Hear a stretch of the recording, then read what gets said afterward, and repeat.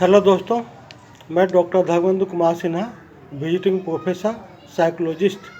आज मैं एंजाइटी पर अपना चंद थॉट आपसे शेयर करने जा रहा हूँ। मित्रों, आज के मशीनी जीवन में सभी को शांति की तलाश है। किसी को भविष्य का तनाव है, किसी को वर्तमान का है, तो किसी को जो बीत गया उसका तनाव है। देखा जाए तो अधिकांश लोगों को किसी न किसी चीज़ का तनाव है और इंसान तनाव प्रबंधन के तरीके ढूंढ रहा है। कोई इससे संबंधित क्रैश कोर्स में भाग ले रहा है, तो कुछ लोग किताबें पढ़ रहा है, कोई शांति की तलाश में मंदिर मस्जिद और संतों का चक्कर लगा रहा है, लेकिन शांति कहीं नहीं मिल गई है। मित्रों, शांति से सोचिए, कौन है जो हमारे शांत या अशांत होने के लिए जिम्मेदार है? हमारी इस व्याकुलता में क्या बाहरी वस्तुओं और व्यक्तियों का योगदान है? हमारा जीवन स्वाभाविक रूप से शांत ही होता है। जब हम छोटे थे तो ना ही कोई तनाव होता था और ना ही कोई अशांति। जब भूख लगती थी तो थोड़ा रो लेते थे और फिर खुश हो जाते थे और अपने जीवन में मस्त रहते थे। जैसे जैसे हम बड़े होते हैं, अशांत होने लगते हैं, खुद से और दूसरों से ज़्यादा उम्मीदें लगाने लगते हैं। आइए इस बात को एक उदाहरण से समझते हैं। जब आपके पास एक 2 पहिया गाड़ी थी या एक छोटी सी कार थी, तो आपको बड़ी गाड़ी लेने की बेचैनी थी। फिर आपने एक शानदार महंगी गाड़ी खरीद ली। तब आप इस चिंता में रहने लगे कि गाड़ी पर कोई स्क्रैच न आ जाए या कार को बच्चे उद्यम करके अंदर से गंदी न कर दें।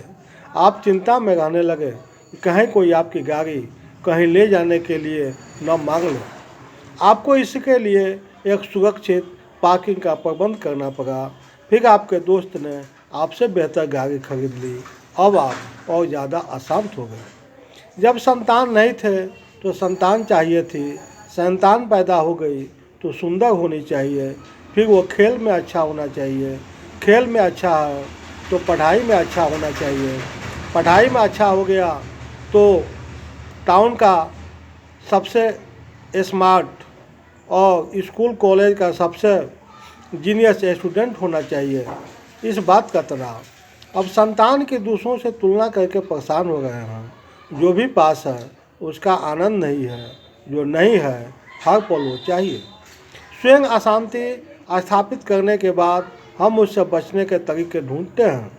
विभिन्न प्रकार के ज्योतिषियों से सलाह लेते हैं, रत्न धारण करते हैं, या हम जो कि है कई तरह के मनोरोग पाल लेते हैं और बाद में उसकी चिकित्सा के लिए हम मनोरोग विशेषज्ञों के क्लिनिक चक्कर लगाते रहते हैं। मित्रों, नैसर्गिक रूप से व्याप्त शांति को आपने ही डिस्टर्ब किया है और आप ही अब उसको ठीक कर सकते हैं। होम्यो मेडिकल साइंस में जिस चीज़ से बीमारी होती है उसी का ही द्रव्य लेकर उसका इलाज भी किया जाता है। किसी जहरीले सांप या पौधे से जहर लेकर ही उसको काटने वाली दवाई बनाई जाती है। कहने का तात्पर्य यह है कि जिसने शांति को अशांति को स्थापित किया है वही इसे नष्ट करने की ताकत रखता है। जो कारण बनता है वही निवारण भी बनता है, अर्थात कॉज एंड इफेक्ट, काज कारण का सिद्धांत प्रकृति में हर जगह लागू है। न्यूटन का भी थर्ड लॉ यही कहता है, action and reaction is equal and opposite. तो यह सिद्धांत आपके जीवन में भी लागू हो सकता है। आप ही कर्ता और आप ही कारक हैं, तो निर्णय भी आप ही को लेना होगा। शांति को बाहर ढूंढना बंद कीजिए। साथ ही आप अपने जीवन में झांकिए कि क्या आपका सोच, आपका कार्यकलाप कहीं शांति को भंग तो नहीं कर रहा।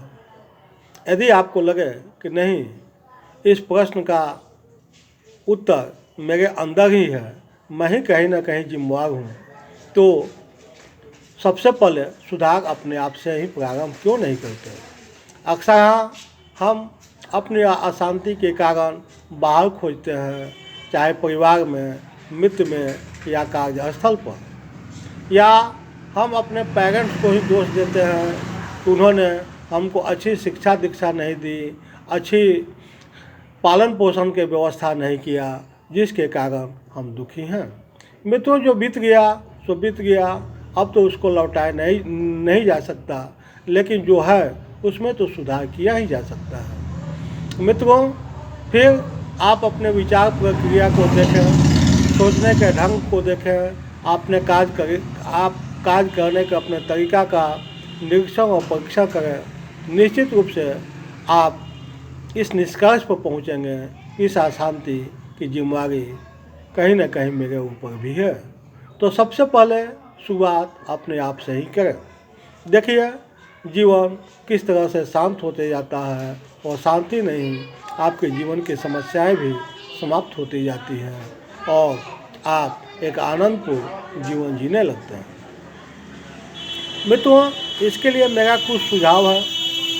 पहला, आज से मानना शुरू कीजिए, ये सब जो घट रहा है इसमें मैं कहीं ना कहीं शामिल हूँ, और मैं ही वो व्यक्ति हूँ जो इसे सही कर सकता है। जब निर्णय आपको लेना है तो किसी का भी इंतजार मत कीजिए। ऐसा करने से आप समाधान के निर्णय ले पाएंगे। एक कॉपी और पेन लीजिए और लिखना शुरू कीजिए कि मेरे पास ऐसा क्या है जो बहुत से और लोगों के पास नहीं है। आपके पास आँखें हैं, आप देख सकते हैं, बहुत से लोग देख नहीं सकते। आप सुन सकते हैं, चल सकते हैं और अपने हाथों से अपना काम कर सकते हैं। आप मानसिक रूप से स्वस्थ हैं, अपना भला बुरा सोच सकते हैं। घर, गाड़ी, परिवार, व्यापार, शिक्षा, संतान, दोस्त, सामान, सोच जैसी तमाम चीज़ों की लिस्ट बनाइए जो आपके पास है। ये देखकर आप आश्चर्य में पड़ जाएंगे कि आपके पास ऐसी अनेक चीज़ें हैं जो दुनिया में अन्य लोगों के पास नहीं है। जब भी मन में असंतोष आए, अपनी लिस्ट पढ़ लीजिए या ऐसे लोगों पर नज़र डालिए जिसके पास वो चीज़ नहीं है। अब आप खुश रहना शुरू कीजिए। मित्रों, मैंने चंद थॉट आपसे शेयर किए। आप इसके महत्व को तभी समझ पाएंगे जब आप इसे अपने जीवन में इम्प्लीमेंट करेंगे, प्रयोग करेंगे। और ये मेरा ही नहीं, बहुत सारे शोध के बाद ये निष्कर्ष जो मेरे पास आया है वो मैं आपसे शेयर करूँगा, और इसके द्वारा बहुत से लोगों के जीवन में रूपांतरण भी हुआ है। तो निश्चित रूप से आपके जीवन में भी रूपांतरण होगा। आपके जीवन में इस सूत्र को इस्तेमाल करने से क्या परिवर्तन आया, निश्चित रूप से आप मेरे कमेंट बॉक्स में सेंड करेंगे। साथ ही मेरे इस वीडियो को ज़्यादा से ज़्यादा लाइक करें, शेयर करें एंड सब्सक्राइब करें। अंत में आपने मेरे विचार को सुना, समय दिया, इसके लिए so many thanks to you.